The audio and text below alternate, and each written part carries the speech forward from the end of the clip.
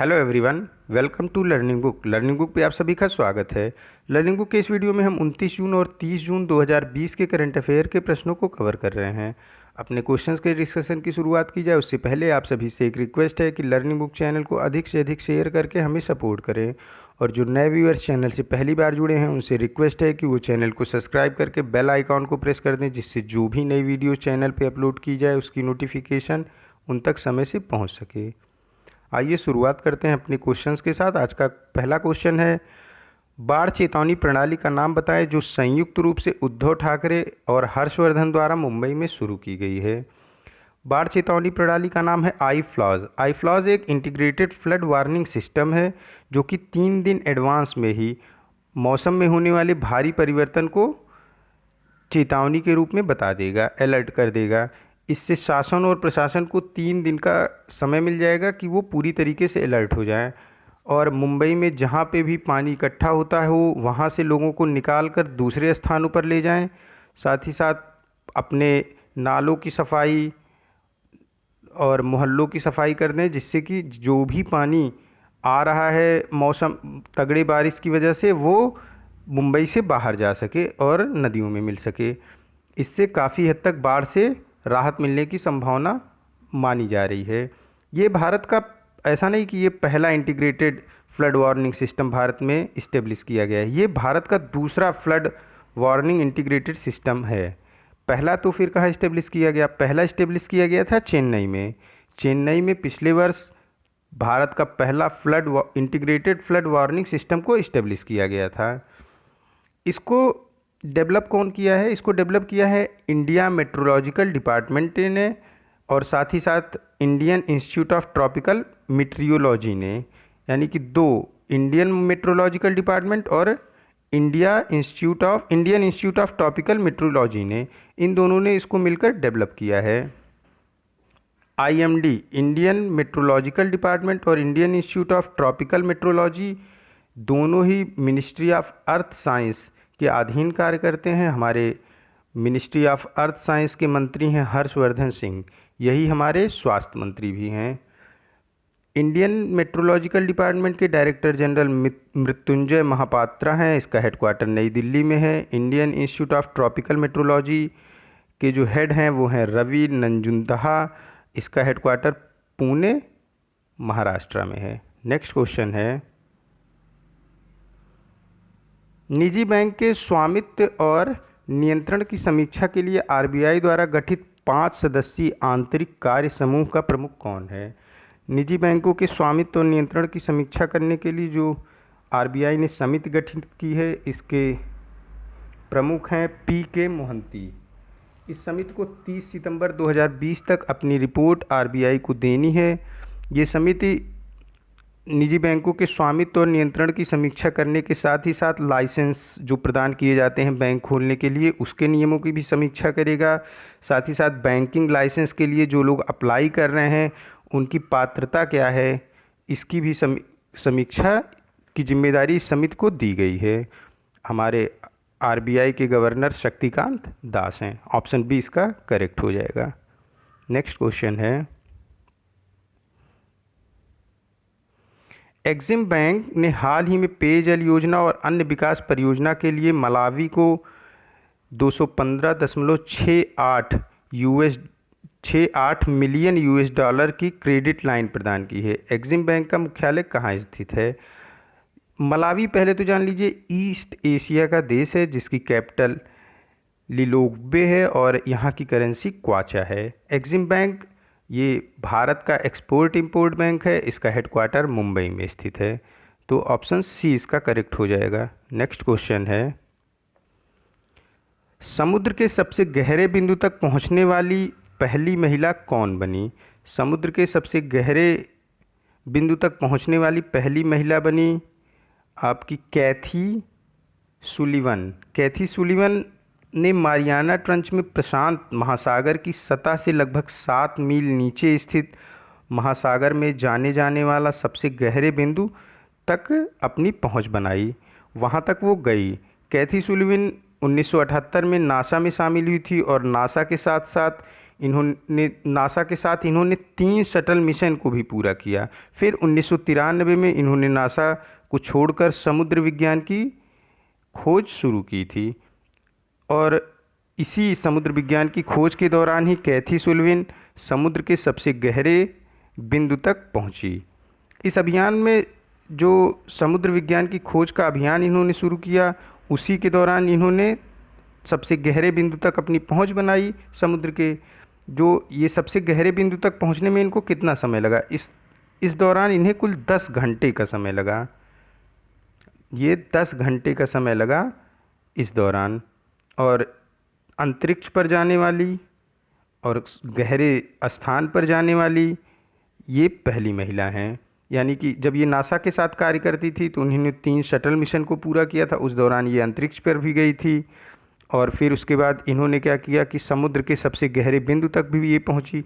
तो ऐसा करने वाली भी ये पहली ही महिला हैं। ऑप्शन डी इसका करेक्ट हो जाएगा। कैथी सुल्लिवन समुद्र के सबसे गहरे बिंदु तक पहुंचने वाली पहली महिला बनी और सबसे गहरे बिंदु पर पहुंचने में इन्होंने कुल 10 घंटे का समय लिया। ये गहरा बिंदु मारियाना ट्रेंच में प्रशांत महासागर की सतह से लगभग 7 मील नीचे स्थित है और ये अब तक का जाने जाने वाला सबसे गहरा बिंदु है। मारियाना ट्रेंच में प्रशांत महासागर है, उसकी सतह से लगभग 7 मील नीचे स्थित है। तो ऑप्शन डी करेक्ट हो जाएगा। बिहार के खादी का ब्रांड एम्बेसडर किसे नियुक्त किया गया है? बिहार के खादी का ब्रांड एम्बेसडर नियुक्त किया गया है पंकज त्रिपाठी को।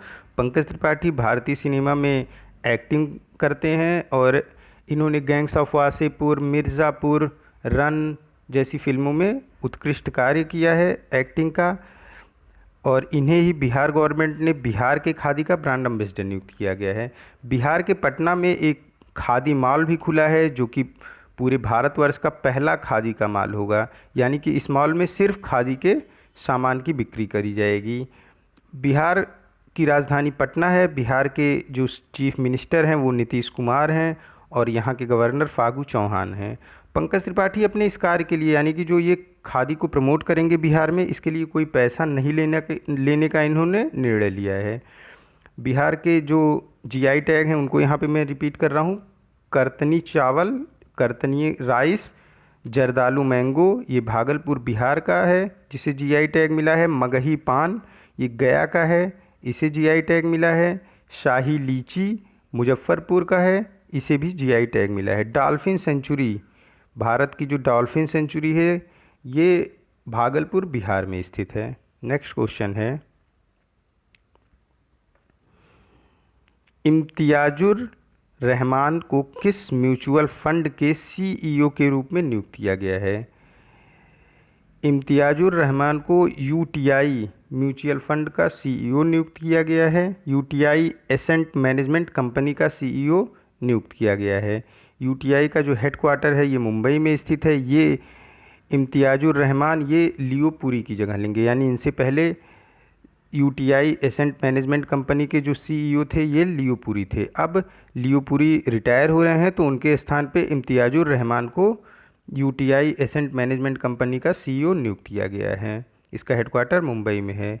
एलआईसी का हेडक्वार्टर भी कहाँ पे है? मुंबई में है। एलआईसी लाइफ इंश्योरेंस कंपनी, ये भारत में भारत सरकार की जो इंश्योरेंस कंपनी है वो कौन सी है? वो एलआईसी है। इसका भी हेडक्वार्टर मुंबई में स्थित है। नेक्स्ट क्वेश्चन है, CSIR national health care supply chain portal का नाम बताएं जो हाल ही में स्वास्थ्य और परिवार कल्याण मंत्रालय द्वारा शुरू किया गया है।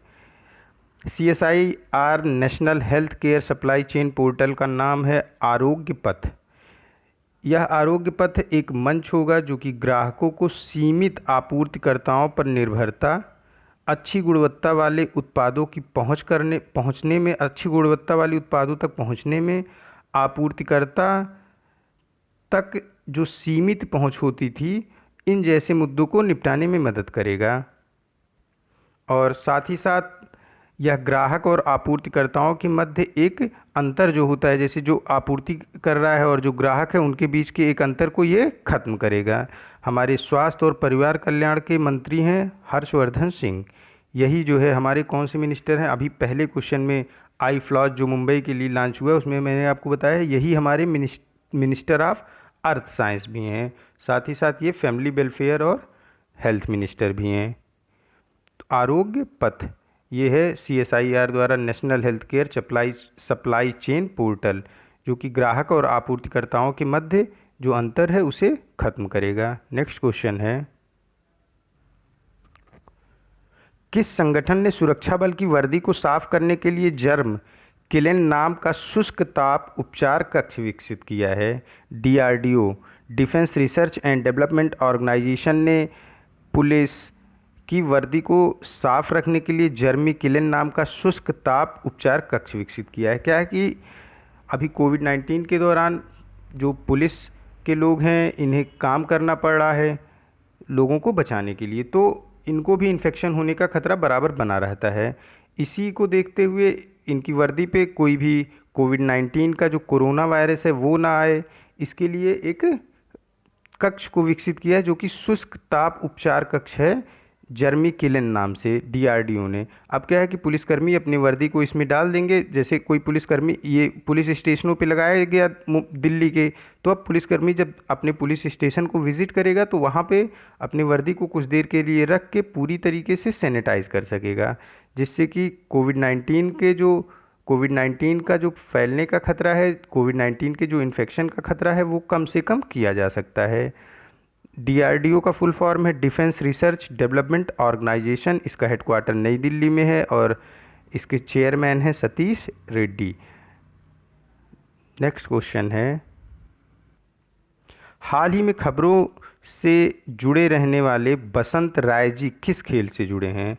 वसंत राय जी क्रिकेट से जुड़े हुए हैं। इन्होंने 1941 से लेकर 1950 तक बॉम्बे और बड़ौदा के लिए प्रथम श्रेणी का क्रिकेट खेला है। इनकी 100 वर्ष की आयु में मृत्यु हुई। इनका जन्म बड़ौदा गुजरात में हुआ था और इन्होंने जो प्रथम श्रेणी का क्रिकेट खेला है वो उस समय बॉम्बे बोला जाता था, बॉम्बे के लिए और बड़ौदा के लिए। नेक्स्ट क्वेश्चन है, ऑप्शन डी करेक्ट हो जाएगा, वसंत राय जी क्रिकेट से संबंधित हैं। आनंद मोहन जुत्सी गुलजार दहलवी, जिनका जून में निधन हुआ, ये किस भाषा के प्रसिद्ध कवि थे? ये उर्दू भाषा के प्रसिद्ध कवि थे। आनंद मोहन जुत्सी गुलजार दहलवी ये उर्दू भाषा के प्रसिद्ध कवि थे। इनका 93 वर्ष की आयु में निधन हुआ। हालांकि ये इनको कोविड-19 का इन्फेक्शन था और इनके कोविड-19 के इन्फेक्शन से ये रिकवर कर गए थे। कोविड-19 के इन्फेक्शन से रिकवर करने के बाद इनका दिल का दौरा पड़ा और 93 वर्ष की आयु में इनकी मृत्यु हो गई। इनका जन्म दिल्ली में हुआ था, जबकि इनकी जो मृत्यु हुई है ये नोएडा में हुई है और दिल का दौरा पड़ने की वजह से हुई है। तो ऑप्शन डी करेक्ट हो जाएगा, आनंद मोहन जुत्सी गुलजार दहलवी ये उर्दू भाषा के प्रसिद्ध कवि थे। नेक्स्ट क्वेश्चन है, कोविड-19 महामारी को ख़त्म करने के लिए किस घर ने घर घर निगरानी के लिए घर घर निगरानी ऐप लॉन्च किया है? घर घर निगरानी ऐप लॉन्च किया है पंजाब ने। कोविड-19 महामारी को जड़ से ख़त्म करने के लिए अलग अलग प्रदेशों द्वारा अलग अलग ऐप और कई सारे कार्यक्रम को लॉन्च किया जा रहा है। और आरोग्य सेतु ऐप तो सेंट्रल गवर्नमेंट का है, जो कि एक रिकॉर्ड बना चुका है। पूरे विश्व में सबसे ज़्यादा डाउनलोड किए जाने वाला ऐप आरोग्य सेतु ऐप है। तो घर घर निगरानी ऐप लॉन्च किया है पंजाब ने। पंजाब की राजधानी चंडीगढ़ है। यहाँ के जो चीफ मिनिस्टर हैं ये कैप्टन अमरिंदर सिंह हैं और राज्यपाल विजेंद्र पाल सिंह बदनोर हैं। इसी तरीके से ऑपरेशन शील्ड लॉन्च किया था दिल्ली गवर्नमेंट ने। ऑपरेशन शील्ड के साथ ही साथ ऑपरेशन 5T भी लॉन्च किया था दिल्ली गवर्नमेंट ने कोविड-19 से बचने के लिए, बचाव के लिए। 5T ऑपरेशन 5T क्या था? जब मैंने क्वेश्चन कराया था तो उसमें इसको बताया था testing, tracing, treatment, team work, tracking और मॉनिटरिंग। ये दिल्ली गवर्नमेंट का ऑपरेशन 5T है। दिल्ली गवर्नमेंट ने ही कोविड-19 से बचाव के लिए क्या किया था? ऑपरेशन शील्ड लॉन्च किया था। और घर घर निगरानी ऐप को लॉन्च किया है पंजाब ने। नेक्स्ट क्वेश्चन है, दादा भाई नौरोजी की जीवनी भारतीय राष्ट्रवाद का नौरोजी पायनियर किसने लिखी? इसको लिखा है दिनकर पटेल ने। दिनकर पटेल ने दादा भाई नौरोजी की जीवनी को भारतीय राष्ट्रवाद का नौरोजी पायनियर शीर्षक से लिखा है। और इसको इन्होंने मई में ही लिख दिया था। उस समय ये क्वेश्चन मैं कवर नहीं कर पाया था, इसलिए ही इसको मैंने यहाँ पे कवर किया। ये मुझे कहीं दिखा ये क्वेश्चन, तो मुझे लगा ये इंपॉर्टेंट क्वेश्चन है, तो फिर मैंने इसे यहाँ पे आपके लिए कवर किया। ये मई में ही लिखा जा चुका था, हार्वर्ड यूनिवर्सिटी द्वारा इसे प्रकाशित किया गया। और दादा भाई नौरोजी को भारत का वयोवृद्ध पुरुष बोलते हैं। इन्होंने poverty and un British rule in India इन्होंने खुद एक पुस्तक लिखी थी दादा भाई नौरोजी ने, जो कि poverty and un British rule in India शीर्षक से। इन्होंने एक थियरी दी थी, ड्रेन थियरी। ड्रेन थियरी में इन्होंने बताया था कि कैसे भारतीय धन संपदा वैभव का शोषण कर रहे हैं अंग्रेज। और दादा भाई नौरोजी को भारत का वयोवृद्ध पुरुष भी कहते हैं। और इनकी जीवनी भारतीय राष्ट्रवाद का नौरोजी पायनियर, इसे लिखा है DNR पटेल ने, और मई में ही इन्होंने लिख दिया था और हार्वर्ड यूनिवर्सिटी द्वारा इसे प्रकाशित किया। नेक्स्ट क्वेश्चन है, उस उपकरण का नाम बताएं जिसे गृह मंत्रालय के जी किशन रेड्डी ने लॉन्च किया, जो बड़े क्षेत्रों में स्टेलाइजर, सैनिटाइजिंग और कीटाणु रहित करके वायरस और अन्य कीटाणुओं को मारता है। पहले तो ये जान लीजिए, जी किशन रेड्डी ये हमारे गृह मंत्री, स्टेट के गृह मंत्री हैं। देखिए, एक होता है आपका कैबिनेट मंत्री और दूसरा होता है स्टेट मिनिस्टर। कहाँ पे? सेंट्रल गवर्नमेंट नहीं, हर जो मंत्रालय है उसमें दो मंत्री होते हैं। एक तो कैबिनेट मंत्री होते हैं जो कि सबसे प्रमुख होते हैं, और फिर इनकी मदद के लिए एक स्टेट मिनिस्टर भी होते हैं हर मंत्रालय में। जैसे निर्मला सीतारमण है आपकी कैबिनेट वित्त मंत्री, अनुराग ठाकुर हैं स्टेट वित्त मंत्री। इसी तरीके से अमित शाह हमारे गृह मंत्री हैं और जी किशन रेड्डी हमारे स्टेट गृह मंत्री हैं, स्टेट होम अफेयर के मंत्री हैं। तो इन्होंने ही लॉन्च किया जर्मी बाम को। जर्मी बाम क्या है? जर्मी बाम यह बड़े क्षेत्रों में जीवाणु को खत्म करेगा, सैनिटाइजिंग करने का कार्य करेगा। जीवाणु यानी बैक्टीरिया और वायरस दोनों को खत्म करेगा, कीटाणु रहित करेगा, वायरस और अन्य कीटाणुओं को मारेगा। यह कोविड-19 जैसे वायरस के खिलाफ प्रमुखता से प्रभावी रूप से कार्य करता है और इसके प्रसार को रोकता है। इसे लॉन्च किया हमारे स्टेट होम मिनिस्टर जी किशन रेड्डी ने। तो ऑप्शन बी इसका करेक्ट हो जाएगा। नेक्स्ट क्वेश्चन है, फेब्री-आई वीरहंता टेक्नोलॉजी द्वारा विकसित संपर्क रहित प्रविष्टि सुनिश्चित करने के लिए स्थापित किया गया है। किस रेलवे ने फेब्री-आई को सेट किया है? मध्य रेलवे ने फेब्री-आई को सेट किया है। कोविड-19 के कारण यात्रियों को प्रभावी ढंग से स्कैन करने और संपर्क रहित प्रवेश सुनिश्चित करने, क्योंकि कोविड-19 संपर्क से ही फैल रहा है, यानी एक दूसरे को टच करने से फैल रहा है, इसीलिए सोशल डिस्टेंसिंग की बात कही जा रही है। तो संपर्क रहित प्रवेश सुनिश्चित करने के लिए मध्य रेलवे ने फेब्री-आई थर्मल कैमरा इंस्टॉल कर रहा है। ये कहाँ पे इंस्टॉल किया जा चुका है? ये दो स्टेशनों पे मध्य रेलवे के इंस्टॉल किया जा चुका है, शिवाजी टर्मिनल और LTT लोकमान्य तिलक टर्मिनस। यहाँ दोनों पे ये इनको इंस्टॉल किया जा चुका है। भारत में कुल 18 रेलवे जोन हैं और जो मध्य रेलवे है इसका हेडक्वार्टर मुंबई में है।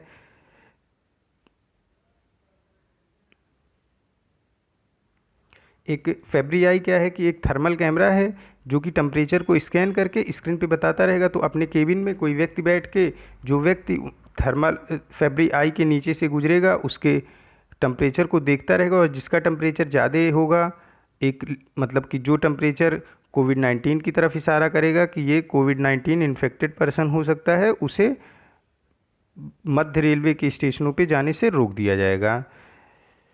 और मध्य रेलवे का जो हेडक्वार्टर है ये मुंबई में है। भारत में कुल 18 रेलवे जोन हैं। नेक्स्ट क्वेश्चन है, तो ऑप्शन ए करेक्ट हो जाएगा। फेब्री-आई जो कि वीरहंता टेक्नोलॉजी द्वारा विकसित किया गया है, इसे सेट किया गया है मध्य रेलवे में, सेट किया जा रहा है, जहां दो स्टेशनों पे सेट किया जा चुका है। एक तो शिवाजी महाराज टर्मिनल और दूसरा क्या है? LTT लोकमान्य तिलक टर्मिनस पे। नेक्स्ट क्वेश्चन है, यात्रियों की स्कैनिंग और निगरानी को बढ़ावा देने के लिए केंद्रीय रेलवे द्वारा शुरू किए गए रोबोट का नाम बताएं। यात्रियों की स्कैनिंग और निगरानी को बढ़ावा देने के लिए केंद्रीय रेलवे द्वारा शुरू किया गया रोबोट का नाम है कैप्टन अर्जुन।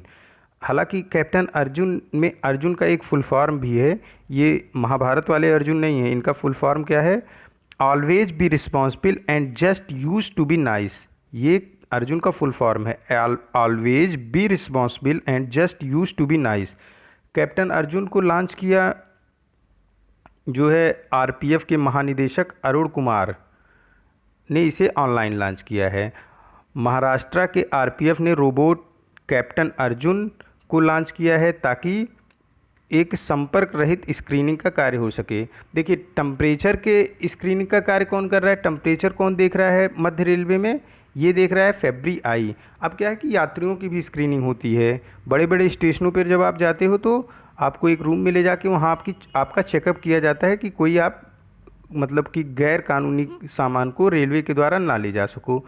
उसी के स्कैनिंग के लिए अब क्या है, संपर्क रहित स्कैनिंग करनी पड़ेगी क्योंकि कोविड-19 पैंडमिक फैल रहा है एक दूसरे से संपर्क करने पे, इसीलिए सोशल डिस्टेंसिंग की बात कही जा रही है। तो जो स्कैनिंग एक रूम में ले जाके बड़े बड़े स्टेशनों पे पुलिसमैन करते थे, आरपीएफ के लोग करते थे, अब वो स्कैनिंग करेगा कैप्टन अर्जुन, और इसे विहान टेक्नोलॉजी द्वारा डेवलप किया गया है। अभी मैंने आपको बताया कि देखिए टेम्परेचर को कौन स्कैन करेगा मध्य रेलवे में, इसे स्कैन करेगा, इसके पहले का ही जस्ट क्वेश्चन है फेब्री आई। और व्यक्तियों को स्क्रीनिंग कौन करेगा, ये कैप्टन अर्जुन जो कि रोबोट है ये करेगा।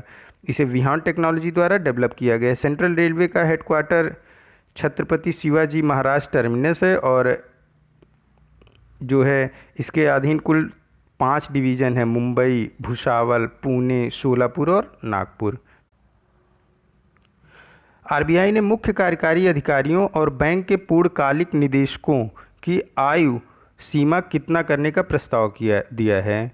ये प्रस्ताव दिया है आरबीआई ने आयु सीमा को निर्धारित करने का 70 वर्ष या फिर 10 साल, दोनों में जो पहला पूरा हो जाए। यानी कि अगर कोई 60 साल से नौकरी शुरू कर रहा है तो वो 70 साल तक जो है किसी बैंक का मुख्य कार्यकारी अधिकारी के रूप में कार्य कर सकता है। लेकिन अगर कोई 62 साल से कार्य शुरू कर रहा है तो वो भी 70 साल तक ही करेगा, लेकिन उसका जो टाइम पीरियड होगा किसी बैंक के मुख्य कार्यकारी अधिकारी के रूप में वो सिर्फ 8 वर्ष का होगा। यानी अगर 70 साल पहले पूरा हो रहा है तो ये 70 साल माना जाएगा, वरना फिर मैक्सिमम 10 साल तक कोई व्यक्ति बैंक के मुख्य कार्यकारी अधिकारी के रूप में कार्य कर सकता है। ऑप्शन सी करेक्ट हो जाएगा। हमारे आरबीआई के गवर्नर शक्तिकांत दास हैं और इसका मुख्यालय मुंबई महाराष्ट्र में स्थित है। भारत 12 अन्य देशों के साथ संयुक्त राष्ट्र द्वारा कोविड-19 के बारे में गलत सूचना से लड़ने के लिए शुरू की गई सत्यापित पहल का नेतृत्व कर रहा है। सत्यापित का विषय क्या है, मतलब सत्यापित पहल की थीम क्या है। देखिए क्या है कि कई बार कोविड-19 के बारे में बहुत सारी अफवाहें सोशल मीडिया पर फैल जाती हैं। इन्हीं से लड़ने के लिए जो है यूनाइटेड नेशन ने एक पहल शुरू की है सत्यापित, यानी कि कोई सूचना है उसको सत्यापन करना है। और इसका जो पहल कर रहा है वो इसका मतलब नेतृत्व जो कर रहा है, सत्यापित पहल का नेतृत्व कर रहा है भारत। संयुक्त राष्ट्र द्वारा शुरू की गई है ये पहल सत्यापित, यानी कि कोविड-19 के बारे में कोई गलत सूचना सोशल मीडिया पर फैले उसी के लिए लोगों को अवेयर करने के लिए सत्यापित पहल की शुरुआत की है यूनाइटेड नेशन ने, जिसका नेतृत्व कौन कर रहा है, भारत कर रहा है। तो इसका थीम पूछा गया है, इसकी थीम है साइंस, सॉलिडेरिटी एंड सॉल्यूशन, विज्ञान, एकजुटता और उसका हल। यही ऑप्शन डी साइंस, सॉलिडेरिटी और सॉल्यूशन ही सत्यापित जो पहल है इसकी थीम है। नेक्स्ट क्वेश्चन है, वित्त मंत्री निर्मला सीतारमण की अध्यक्षता में 40वीं जीएसटी परिषद की बैठक हाल ही में हुई। संविधान के किस अनुच्छेद के तहत जीएसटी परिषद का गठन किया गया था। ये स्टैटिक जीके का क्वेश्चन मैंने यहाँ पे आप बनाया। देखिए ये जो जीएसटी परिषद का गठन किया गया था ये संविधान के 279A article 279A option A के तहत जीएसटी परिषद का गठन किया गया था।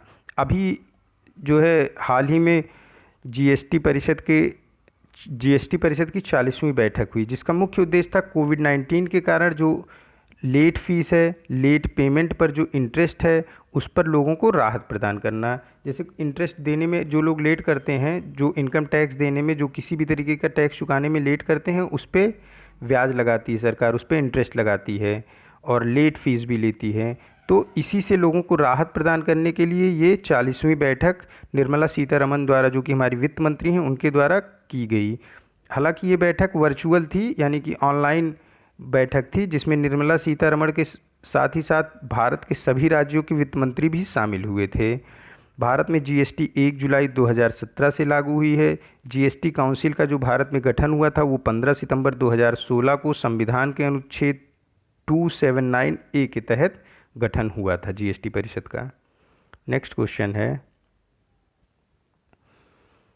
किस राज्य केंद्र शासित प्रदेश ने पहली बार क्षेत्र में पॉल्ट्री उत्पादन को बढ़ावा देने के लिए पॉल्ट्री नीति 2020 तैयार की है? पॉल्ट्री नीति 2020 तैयार की है जम्मू कश्मीर ने। मतलब कि अब वहाँ पे पॉल्ट्री में मुर्गी पालन, बत्तख पालन, ये सारे किस्में आते हैं पॉल्ट्री में।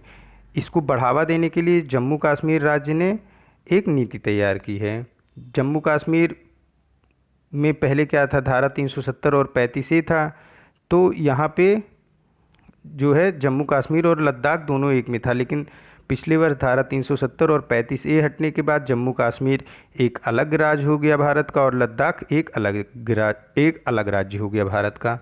तो ये दोनों ही राज्य भारत की यूनियन टेरिटरी है।